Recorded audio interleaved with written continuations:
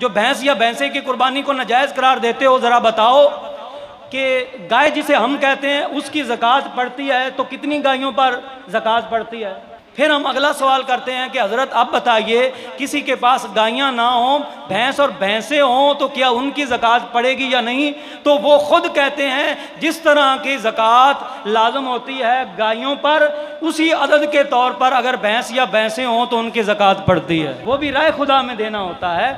अगर ज़कात में भैंस और भैंसे का हुक्म वही है तो कुर्बानी भी राय खुदा में देना होता है। उसमें भी जिसे हम भैंस भैंसा कहते हैं उसका हुक्म वही होना चाहिए जो कि हुक्म गाय का बताया जाए, क्योंकि ज़कात उसी हिसाब से देनी पड़ती है भैंस और भैंसे के अंदर। ये बहुत बड़ी दलील है, से याद रख। और अगर अफजलियत की तरफ जाएं कि मसनून नहीं है, तो फिर मेरा उनसे यह सवाल है कि अल्लाह ने फरमाया फसल्लि लिरब्बिका वनहर, हबीब अपने रब की रजा के लिए नमाज पढ़िए और नहर कीजिए। नहर वनहर इसका माना है ऊंट कुर्बान करना। तो फजीलत हर किसी को तब मिलेगी जब पहले सबसे वो बकरे की बजाय ऊंट को तलाश करे। तो अगर फजीलत के दर पे है, सुन्नत की तरफ जाना चाहता है, तो आओ सुनो, तेरे और मेरे आका सल्लल्लाहु अलैहि वसल्लम ने हज्जतुल विदा के मौका पर जो कुर्बानी दी थी, 63 ऊंट अपने हाथ से कुर्बान किए थे। बाकी के 37 ऊंट हजरत मौला मुश्किल कुशा शेर खुदा हजरत अली रजी अल्लाह को हुक्म दिया कि अली, ये बाकी के ऊंट भी मेरी तरफ से कुर्बान कर दे। 100 ऊंट तुम्हें नजर नहीं आते,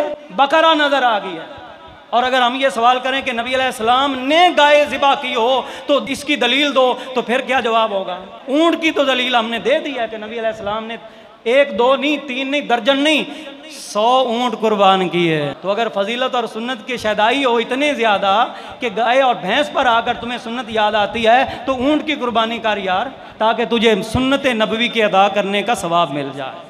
बाकी फुकाहे उम्मत हैं, उन सब का ये मुत्तफ़क़ा फ़ैसला है, मालकी हो, हम्बली हो, शाफ़ी हो, हनफी हो। सिर्फ सुन्नियों में फ़िक़्ह हनफी नहीं है, शाफ़ी भी सुन्नी है, मालकी भी सुन्नी है, हम्बली भी सुन्नी है, हनफी भी सुन्नी है।